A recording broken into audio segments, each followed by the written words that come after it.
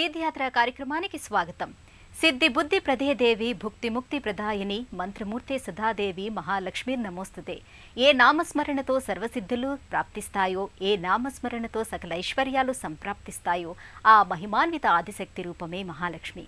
ఆ తల్లి అభిష్టసిద్ధి వరదాయిని, దయాసాగరి, నిలిచి పలికే దేవత.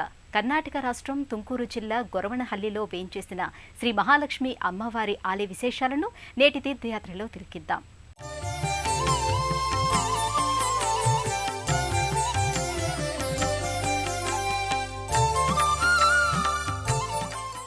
నమస్తేస్తు మహామాయే శ్రీపీఠే సురపూజితే శంఖచక్ర గదాహస్తే మహాలక్ష్మీ నమోస్తుతే. నమస్తే గరుడారూఢే డోలాసుర భయంకరి సర్వపాపహరే దేవి మహాలక్ష్మీ నమోస్తుతే అంటూ శ్రీ మహాలక్ష్మి అమ్మవారి పవిత్ర నామస్మరణంతో మారుమ్రోగుతున్న మహిమాన్విత దివ్యక్షేత్రం గొరవనహల్లి. దేశంలో ఉన్న శ్రీ మహాలక్ష్మి అమ్మవారి ఆలయాలలో విశిష్టమైనదిగా కర్ణాటక రాష్ట్రంలో ప్రముఖమైన మహాలక్ష్మి ధామంగా విరాజిల్లుతున్న ఈ క్షేత్రం శ్రీ మహాలక్ష్మి అమ్మవారి లీలా విశేషాలతో మహిమాన్వితమైంది.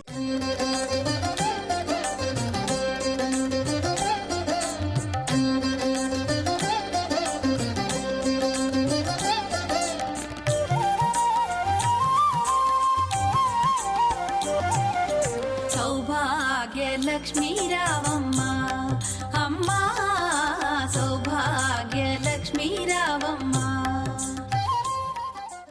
రోజు వేలాది మంది భక్తులు దర్శించుకునే ఈ క్షేత్ర సందర్శనం ఒక మహద్భాగ్యంగా భక్తులు భావిస్తారు. ప్రశాంతమైన వాతావరణం, ప్రకృతి అందాలు, పరవశింపజేసే ఆధ్యాత్మిక సోయగాలు, అంతకు మించి పరిశుభ్రమైన ఆలయ ప్రాంగణం ఈ ఆలయం సొంతం.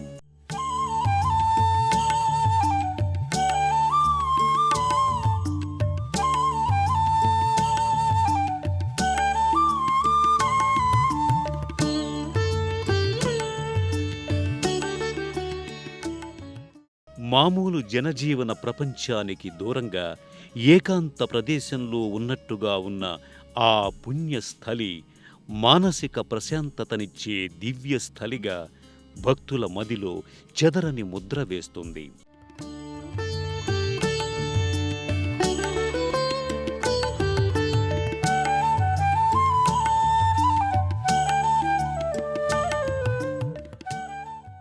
ఇక్కడ కొలువైన శ్రీ మహాలక్ష్మి అమ్మవారు చెరువులో నుంచి ఉద్భవించారని చెబుతారు.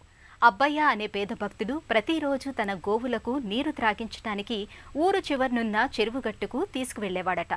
ఒకరోజు చెరువులో నుంచి, అబ్బయ్య, నేను నీ ఇంటికి వస్తాను, నన్ను నీ ఇంటికి తీసుకెళ్ళు అంటూ ఓ స్త్రీ స్వరం వినిపించిందట. దానికి అబ్బయ్య ఆ విషయాన్ని తన తల్లిని అడిగి వస్తానని చెప్పి వెళ్ళిపోయాడట. తన తల్లికి ఈ విషయం చెప్పగా ఆ స్త్రీని దైవస్వరూపంగా ఆహ్వానించమని చెప్పిందట. అబ్బయ్య వస్త్రం మీద ప్రత్యక్షమైన పద్మాసన స్థిత మహాలక్ష్మి మూర్తిని తన వెంట తీసుకువెళ్లి పూజాధికారులు నిర్వహించాడట. ప్రధానాలయ ప్రాంగణం నిత్యం వేలాది మంది భక్తులతో భక్తిమయంగాను శక్తిమయంగాను అగుపిస్తుంది. సౌభాగ్యలక్ష్మీ రావమ్మ అమ్మ, సౌభాగ్యలక్ష్మీ రావమ్మ, సౌభాగ్యలక్ష్మీ రావమ్మ అమ్మ, సౌభాగ్యలక్ష్మీ రావమ్మ.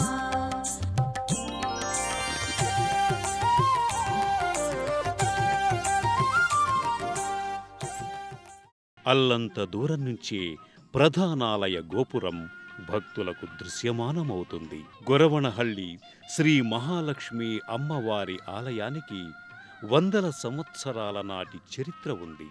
ఈ ఆలయాన్ని పూర్వకాలంలో తోటదప్ప అనే భక్తుడు నిర్మించాడని ఇక్కడి స్థల పురాణాల ద్వారా అవగతమవుతుంది. అనంతరం జరిగిన పరిణామాలతో శిథిలమైన ఈ ఆలయాన్ని కమలమ్మ అనే భక్తురాలు జీర్ణోద్ధరణ చేసినట్లు తెలుస్తోంది.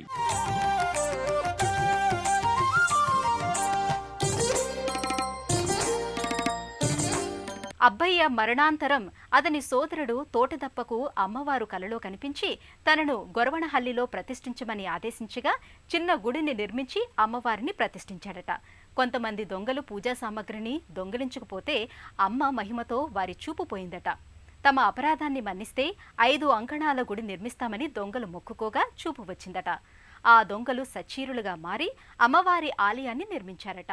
మరో చేతిలో చక్రం ధరించిన అమ్మవారు కిరీటధారిణిగా సర్వాభూషణ శోభితంగా కానవస్తుంది. నుదిటిన సింధూరం, కంఠాభరణాలు ధరించి అమ్మవారు పట్టు వస్త్రాలు ధరించి ఆసీన భంగిమలో కానవస్తారు.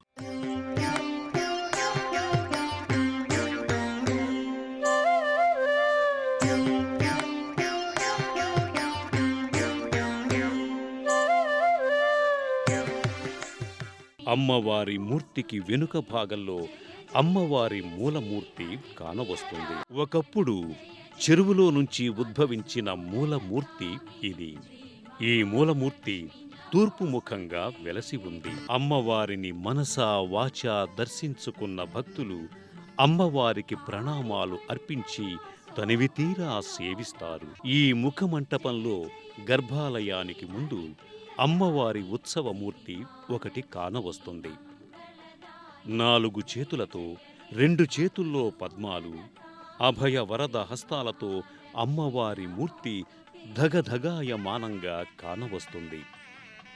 గర్భాలయం బయట ఎడమవైపు భాగాన లక్ష్మీ పీఠం ఒకటి కానవస్తుంది. ఈ పీఠంపై శ్రీ మహాలక్ష్మి అమ్మవారిని ప్రతిష్ఠించారు. శ్రీచక్ర సహితంగా ఉన్న ఈ మూర్తి దగ్గరే భక్తులు మహాలక్ష్మి వ్రతాలు, కుంకుమ పూజలు భక్తితో చేయించుకుని తరిస్తారు. క్షీరాబ్ధి కన్యకకు శ్రీ మహాలక్ష్మికి నీరజాలయమునకు నీరాజనం నీరాజనం నీరాజనం. క్షీరాబ్ధి కన్యకకు శ్రీ మహాలక్ష్మి. ఇదే ఆలయ ప్రాంగణంలో కొలువైన ఇతర దేవీ దేవతలను దర్శించుకుని భక్తులు తరిస్తారు. గర్భాలయం వెనుక పక్క భాగంలో విఘ్నేశ్వరుడు కొలువయ్యాడు. శ్రీ మహాలక్ష్మి అమ్మవారి గర్భాలయానికి ఎడమవైపు భాగంలో దత్తాత్రేయుడు, శారదా అమ్మవారు, ఆది శంకరాచార్యుల వారి మూర్తులు కానవస్తాయి. అమ్మవారి గర్భాలయానికి కుడివైపు భాగంలో సుబ్రహ్మణ్యేశ్వరుడు కొలువయ్యాడు. శక్తిహస్తం విరూపాక్షం శిఖివాహం షడాననం అంటూ భక్తులు తమ సమస్త బాధల నివారణ కోసం సుబ్రహ్మణ్యేశ్వర స్వామిని ప్రార్థిస్తారు.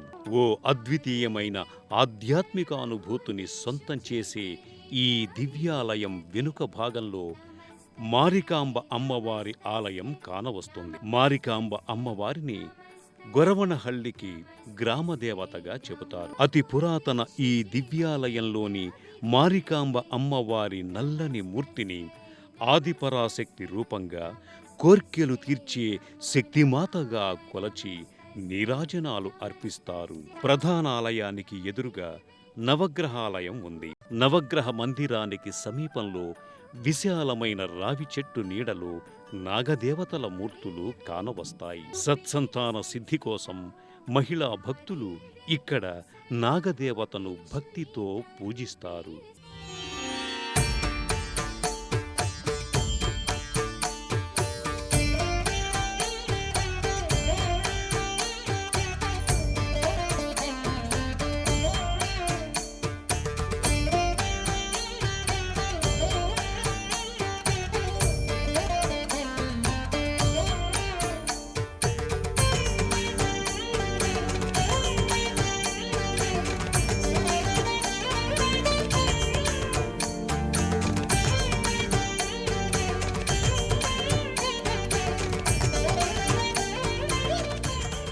శ్రీ మహాలక్ష్మి అమ్మవారి ఆలయానికి కొద్ది దూరంలో శ్రీ వెంకటేశ్వర స్వామి వారి సన్నిధి ఉంది.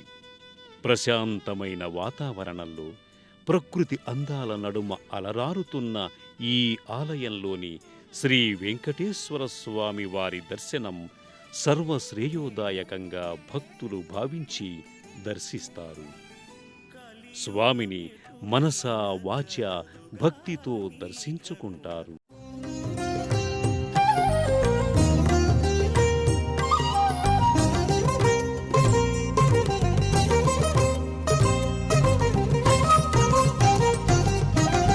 భావములోన బాహ్యమునందును గోవింద.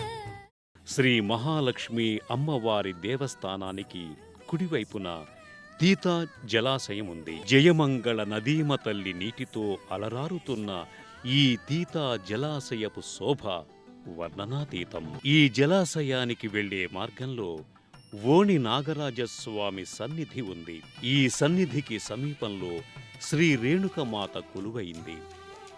ఆ తల్లి దర్శనం సర్వమంగళకరంగా భక్తులు భావిస్తారు. ప్రకృతి అందాలు, ఆధ్యాత్మిక సుగంధ పుష్పాలతో సువాసన భరితంగా అలరారుతున్న ఈ దివ్యధామం కర్ణాటక రాష్ట్రం తుంకూరు జిల్లాలో ఉంది. దేశంలోనే వైవిధ్యమైన మహాలక్ష్మి ఆలయంగా పేరుగాంచిన గొరవణహళ్లి శ్రీ మహాలక్ష్మి అమ్మవారి ఆలయాన్ని చేరుకోవటానికి హిందూపురం వరకు వచ్చి అక్కడి నుంచి కర్ణాటక రాష్ట్రంలోని తుంకూరు జిల్లా కొరటగెరె గ్రామం వరకు వచ్చి అక్కడ నుంచి ఏదైనా బస్సు లేదా ఏదైనా వాహనంలో ఈ ఆలయానికి చేరుకోవచ్చు. రోజు వేలాది మంది దేశ విదేశీ భక్తులతో కళకళలాడే గొరవణహళ్లి శ్రీ మహాలక్ష్మి అమ్మవారి దర్శనం పూర్వజన్మల పుణ్యఫలం. మహాలక్ష్మి సాక్షాత్తు నారాయణుని నిత్యన్నపాయిని. ఆ స్వామిని ఎప్పుడూ విడిచి ఉండని తల్లి. అందుకే ఆ తల్లిని పూజిస్తే ఆమె చెంతనే ఆమె హృదయంలో ఉన్న శ్రీ మహావిష్ణువుని కూడా పూజించినట్లే. భక్తులను బ్రోచే తల్లి శ్రీ మహాలక్ష్మి కరుణాకటాక్ష వీక్షణాలు మనందరిపైన సదా ఉండాలని కోరుకుంటూ మరో తీర్థయాత్రలో మళ్ళీ కలుసుకుందాం.